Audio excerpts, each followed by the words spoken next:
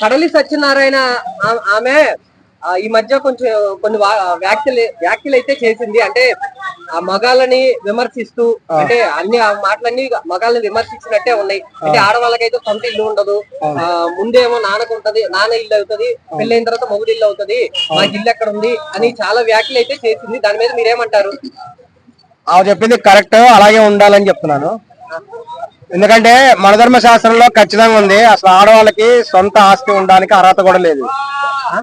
మన ధర్మ శాస్త్రంలో ఉంది. అదే ఆమె కడగనేటువంటి ఆమె ఇంకో రూట్ మార్చి చెప్పినట్టుంది.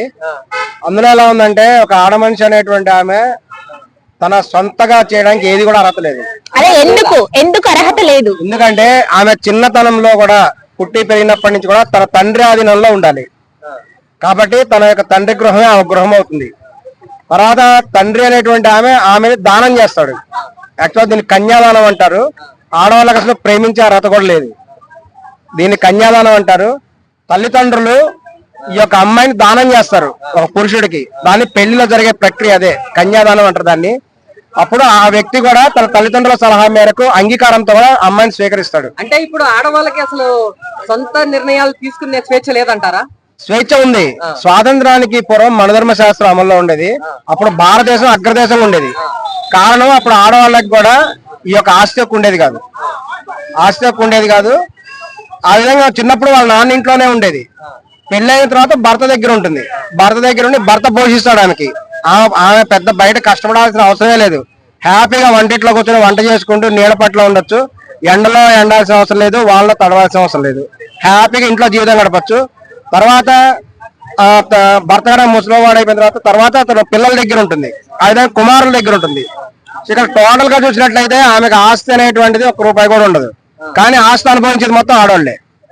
ఏమాత్రం కష్టపడకుండా ఆస్తి అనుభవిస్తూ ఉంటారు. కానీ ఇప్పుడు ఆడవాళ్ళు కూడా కష్టపడుతున్నారు కదా. కష్టపడుతున్నారు.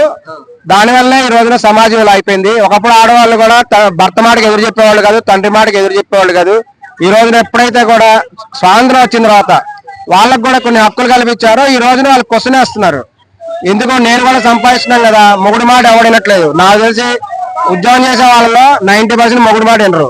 ఎందుకంటే నేను సంపాదిస్తున్నా, మొగుడు మాట ఎందుకు వినాలి అని వాళ్ళు క్వశ్చన్ చేస్తున్నారు. దానికి ఆన్సర్ మనం చెప్పలేం. ఇదివరకు అలా ఉండేది కాదు. ఇదివరకు ఏంటంటే ఆస్తి మొత్తం కూడా భర్త పేరు మీద ఉండేది. సో ఆమె ఇప్పుడున్నటువంటి విధంగా మొగుడు వదిలేసి వెళ్ళిపోవడానికి అవకాశం లేదు. ఎందుకంటే ఆమె బయటికి పోయింది అనుకోండి, ఆమె ఎక్కడ బతకాలి? ఆమె కనీసం తిండి కూడా దొరకదు. ఇంట్లో ఉంటే సర్వ సౌఖ్యాలు అనుభవించవచ్చు. ఎందుకంటే అందరే సొంతలు ఉండేవి, 100 ఎకరాల పొలాలు ఉండేవి. సో ఎటువంటి ఇబ్బంది కూడా ఉండదు. హ్యాపీగా ఇంట్లో కూర్చొని వంటింటి కుందేలాగా స్వర్గం అనుభవించవచ్చు. అంటే ఇప్పుడు వంటింటి కుందేలాగా ఉండాలి అంటున్నారా? వంటింటి కుండేలు అంటే చాలా మంది దాన్ని మిస్అండర్స్టాండ్ చేసుకుంటారు. ఈ యొక్క మనిషి జీవితం గడపాలంటే అనేక రకాల వృత్తులు చేయాల్సి వస్తుంది. వాటిలో కొన్ని బయట ఎండలో చేయాల్సినవి ఉంటాయి, కొన్ని ఇంట్లో చేయాల్సినవి కూడా ఉంటాయి. ఇప్పుడు వంట చేయడం అనేటువంటిది తక్కువ వృత్తి కాదు, అది అత్యంత శక్తివంతం. ఎవడేం చేసిన ఇంటి వాళ్ళు అన్నం తినాలి కదా. అన్నం తినకుండా ఎవరో ఒక్కరోజు కూడా ఉండలేము, ఆకలితో అల్లాడిపోతాం. అందుకని ఏంటంటే బయట ఎండలో జరిగే పనులేమో మగవాళ్ళకి ఇచ్చేవాళ్ళు, ఇంట్లో హ్యాపీగా నీడలో కూర్చొని ఎక్కువ కష్టం లేని పనులు ఆడవాళ్ళకి ఇచ్చేవాళ్ళు. అవి కూడా ముఖ్యమైన పనులే. ఇప్పుడు జనరేషన్ మారింది. ఇప్పుడు ఎండలో మీరు చెప్పినట్టు ఎండలో కూర్చొని చేసే పనులు కంటే ఏసీలో కూర్చొని చేసే పనులు కూడా ఎక్కువైనాయి. అలాగే దాంట్లో ఆడవాళ్ళు కూడా ముందు స్థానంలో కూడా మంచి స్థానంలో ఉన్నారు ఇప్పుడు. అవును. అలాంటి వాళ్ళు మరి మీరు చెప్పినట్టు వినాలంటే ఎలా వింటారు? అలా వినకపోవడం వల్లే ఈ రోజున విడాకులు పెరిగిపోతున్నాయి. ఈ రోజున కేసులు చూస్తే ఈ యొక్క వివాహ చట్టంలో అత్యధికమైన విడాకుల కేసులే ఉన్నాయి బయట కోర్టులలో. ఫ్యామిలీ కోర్టు చూస్తే అన్నివే. ఇంకా ఆడవాళ్ళు మాట ఎందుకు వింటారు?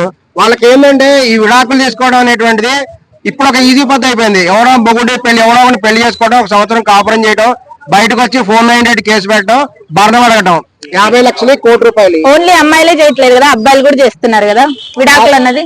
విడాకులు అనేది చేసిన భరణం అనేది ఆడవాళ్ళు అడుగుతారు. మగవాళ్ళు భరణం అడిగినట్టుగా ఎక్కడ లేదు, ఆడవాళ్ళే భరణం అడుగుతారు. అవును. వాళ్ళు ఇప్పుడు పెళ్లి చేసుకొని వాళ్ళ జీవితాన్ని మీకు ఇచ్చినప్పుడు ఆటోమేటిక్ గా వాళ్ళ ఆ సమయాన్ని వాళ్ళకి ఇచ్చారు, వాళ్ళు టైం వేస్ట్ చేసుకున్నారు కదా. 1 సంవత్సరం వాళ్ళతో గడిపినందుకు జీవితాంతం పోషించాలా? మరి అది ఎంత అన్యాయం. అంటే 1 సంవత్సరం అంటే జీవితం, ఆమెకు భార్య అంటే జీవితాంతం కలిసి ఉంటుంది కాబట్టి ఆమె జీవితం చూసుకోవాలి కదా. ఫస్ట్ చూసుకుంటే కదా విడాకులు ఇవ్వరు. కలిసి చూసినా గానీ ఆడవాళ్ళు కొంతమంది ఈ రోజున అహంకారంతో ఉన్నారు. దురదృష్టవశాత్తు ఆడవాళ్ళ తల్లిదండ్రులు కూడా అలాగే ఉన్నారు. పూర్వకాలంలో ఎవరైనా ఆడ మనిషి భర్తతో గొడవ పెట్టుకొని ఇంటికి వస్తే ఏమో భర్తతో చిన్న చిన్న గొడవలు వస్తాయి సర్దుకుపోవాలి అని చెప్పి పంపించేవాళ్ళు. ఈ రోజున అలా లేదు. ఈ రోజున తల్లిదండ్రులు ఆడవాళ్ళ తల్లిదండ్రులు ఎలా ఉన్నారంటే ఏమైనా గొడవ వచ్చిందంటే వదిలిపారేవాడిని ఇంటికి వచ్చాయి పుట్టింట్లో ఉందంటున్నారు. మొగుడు దగ్గర పోనీ ఎవరు చెప్పట్లా. దీనివల్ల ఏంటంటే ఆడవాళ్ళు కూడా ఏమాత్రం చిన్న గొడవ వచ్చినా మొగుడు వదిలేస్తున్నారు, బయటకు వచ్చేస్తున్నారు. ఎందుకంటే వాళ్ళ ధైర్యం ఉంది ఎలా అయినా బతికేయచ్చని, ఏదో ఒక ఉద్యోగం చేసుకోవచ్చు బతికేయచ్చు అనుకుంటున్నారు. కానీ మగవాడు కనుక ఆడదాని పరిస్థితి లేకపోతే ఆమె బతుకు కుక్క బతుకు అయిపోతారని కూడా గమనించాలి. ఇలా సర్దుకొని పోబట్టే కదా మగవాళ్ళు అందరూ చదువుతున్నారు అమ్మాయిల్ని. దీని గురించి ఎందుకు మాట్లాడరు? ఏంటండి ఇలా సర్దుకొని పోబట్టే అమ్మాయిల హత్యలు జరిగాయి ఇంతకు ముందు, ఇప్పుడు కాదు ఇంతకు ముందు చాలా జరిగాయి. దాని గురించి ఎందుకు ఎవరు క్వశ్చన్ చేయట్లేదు? సర్దుకోబడినటువంటి వాళ్ళలో అత్యధిక శాతం కూడా జీవితాంతం కూడా తమ వైవాహిక జీవితం మంచిగా గడిపినటువంటి వివరాలు ఎక్కువ ఉన్నాయి. హత్యలు జరిగినటువంటిది వేరే విషయాల్లో జరిగింది, సర్దుపోయినందుకు జరగలేదు. కట్న విషయాల్లో కానీ ఇతర విషయాల్లో కానీ జరిగినాయి. ఇంకొంతమంది ఆడవాళ్ళు ఏంటంటే చాలా మంది అనుకుంటారు ఆడవాళ్ళని కొట్టారని. వాళ్ళు మాట్లాడే అసభ్యకరమైన మాటలకే వాళ్ళకి తన్నులు పడతాయి. ఆ విషయం కూడా తెలుసుకోవాలి. మాట్లాడరు మరి ఆడవాళ్ళు మాట్లాడేది అసభ్యకరమైన మాట్లాడరు, మగవాళ్ళు కూడా మాట్లాడరు. కొంతమంది రాక్షసులతో పోలిస్తారు, అందుకనే వాళ్ళని ఆ విధంగా కూడా కొట్టడం జరుగుతుంది. అని చెప్తున్నారు. అబ్బాయి అనేటువంటి వాళ్ళు నిజంగా ఆడవాళ్ళతో పోలిస్తే చాలా బెటర్ అనే చెప్పచ్చు. మగవాళ్ళే బెటర్.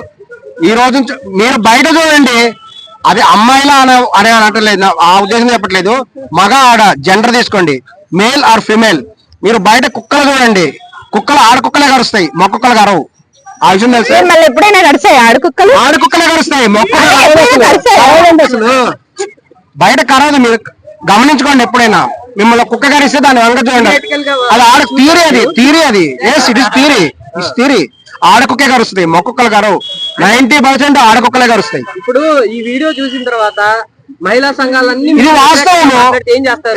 ఎగనెస్ట్ గా మాట ఇది వాస్తవము. This is truth.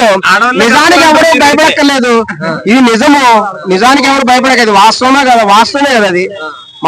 మనం వాస్తవాలు కానీ చెప్తే మనం భయపడే వాస్తవం అనేది ఎప్పటికైనా ఎవరు ఈక్వాలిటీ ఉండాలని చెప్తున్నారు కదా, ఈక్వాలిటీ ఎక్కడుంది మీరు చెప్పే దాంట్లో? ఈక్వాలిటీ ఎప్పుడు కాదండి, ఆడవాళ్ళ మగవాళ్ళు ఈక్వాలిటీ ఎప్పుడు ఎటువంటి పరిస్థితుల్లో అంటే మగవాళ్ళే గొప్ప ఉండాలా, ఆడవాళ్ళు తగ్గుండాలని నేను నమ్ముతాను. ఎందుకు ఉండాలి అని నేను అడుగుతున్నాను. ఆడవాళ్ళు అనేటువంటి వాళ్ళు ఈక్వాలిటీ కాదు, మగవాళ్ళ కంటే ఎక్కువ అని చెప్తున్నాను నేను. ఓకే.